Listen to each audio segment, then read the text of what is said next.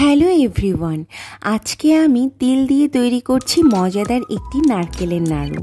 তো এই নাড়ুটি প্রস্তুত করার জন্য প্রথমে আমি গোটা দুটো নারকেলকে খুব সুন্দর করে কুড়িয়ে নিয়েছি। এবার এই কোরানো নারকেলকে আর একটু ভালো করে পেস্ট করে নিতে চাই, তাই এখন ব্লেন্ডারের সাহায্যে সেটা করব। তো ব্লেন্ডারের ভেতরে আমি এখন কোরানো নারকেল এবং দুধ দিয়ে দিচ্ছি। এখানে আপনারা যে কোনো দুধই ইউজ করতে পারেন, মিল্ক পাউডার গুলিয়ে নিতে পারেন অথবা গরুর দুধ যেটা হাতের কাছে থাকবে সেটাই দিবেন। তো দেখুন, পেস্ট করার পরে আমার নারকেলের অবস্থা ঠিক এমন মিহি হয়ে গেছে। তো এবার আমি একটি শুকনো ফ্রাই প্যান গরম করে তার ভেতরে তিলগুলো ঢেলে দিয়েছি এবং ততক্ষণ পর্যন্ত এই তিলগুলো আমি নাড়াচাড়া করব যতক্ষণ না পর্যন্ত তিলগুলোর কালার ব্রাউন না হচ্ছে।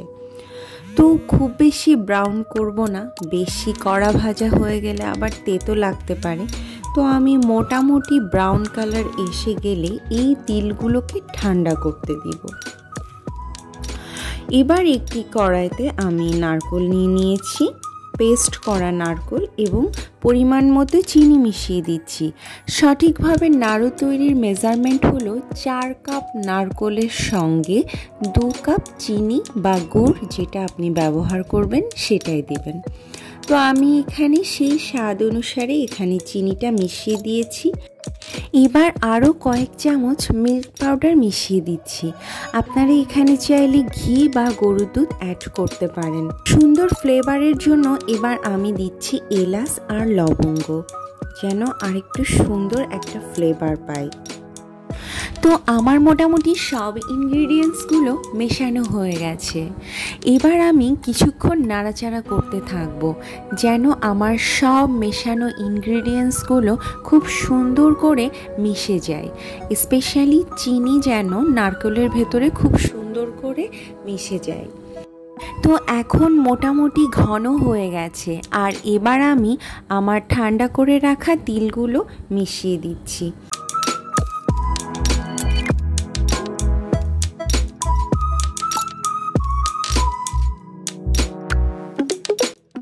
তো আমি মোটামুটি এখানে যতটুকু পরিমাণ তিল দিতে চেয়েছিলাম আমার দেওয়া হয়ে গেছে।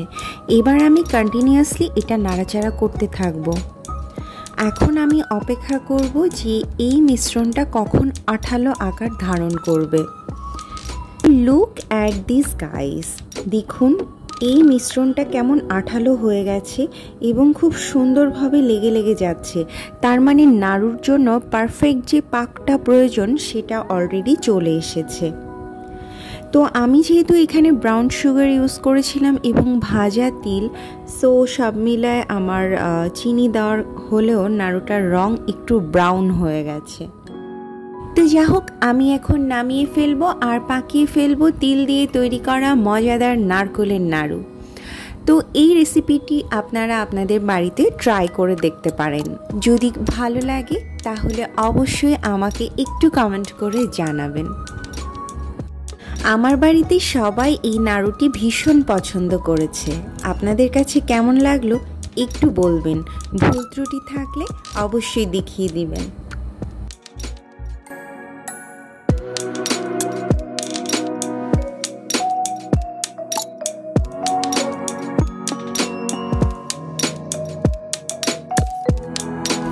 হ্যালো বন্ধুরা, এবার আমি তৈরি করছি গুড় দিয়ে নারকেলের নাড়ু। এটা খুবই সহজ সরল একটি রেসিপি, সবাই মোটামুটি এইভাবে নাড়ু কম বেশি তৈরি করতে পারেন। তো এবার আমি পেস্ট করা নারকেলগুলো প্রথমে দিয়ে দিচ্ছি এবং এলাচ আর লবঙ্গ দিয়ে দিচ্ছি সুন্দর ফ্লেভারের জন্য। আর এখানেও কিন্তু গুড়ের মেজারমেন্টটা ওই সেম থাকবে। যদি আমার 4 কাপ নারকেল হয় তাহলে অবশ্যই এখানে 2 কাপ গুড় দিতে হবে। যদি গুড়ের পরিমাণ কম অথবা বেশি হয় তাহলে পাক আসতে দেরি হতে পারে বা পাক নাও আসতে পারে, মানে নাড়ুগুলো কিন্তু সঠিক নাও হতে পারে। তো যাই হোক, আমার নারকেল গুড় সব কিছু সুন্দর করে মেশানো হয়ে গেছে। আমি এবার অনবরত এটা নাড়তে থাকবো।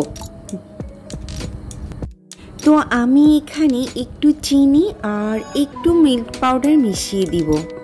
যদিও এটা গুড়ের নাড়ু, তারপরেও আমি এখানে একটু চিনি মেশাচ্ছি একটু স্বাদের জন্য। আর এবার মিশিয়ে দিচ্ছি একটু মিল্ক পাউডার। আপনারা চাইলে গরুর দুধ দিতে পারেন অথবা ঘি দিতে পারেন, যার কাছে যেটা থাকবে দিবেন। তাহলে নাড়ুর স্বাদটা আরেকটু সুন্দর হয় এবং নাড়ুগুলো একটু নরম হয়। অনেকে আছে শক্ত নাড়ু পছন্দ করে না, এই জন্য তাদের জন্য এইভাবে একটু নরম করে নাড়ু বানালে খাওয়ার জন্য খুব সুবিধা হয়। তো যাই হোক, আমি এবার অনবরত এটা নাড়াচাড়া করতে থাকবো এবং আঠালো না হওয়া পর্যন্ত আমি এইভাবে কন্টিনিউয়াসলি নাড়াচাড়া করব। তো দেখুন, আমার নাড়ুতে মোটামুটি পাক চলে এসেছে, একদম আঠালো হয়ে গেছে এবং খুন্তির সাথে এটা খুব সুন্দরভাবে লেগে যাচ্ছে। তো এখন আমি এটাকে নামিয়ে ফেলবো আর বানিয়ে ফেলবো নাড়ুগুলোকে।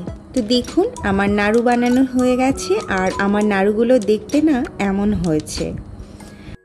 তো আজকে আমি আপনাদের সঙ্গে 2 রকমের নাড়ুর রেসিপি শেয়ার করলাম।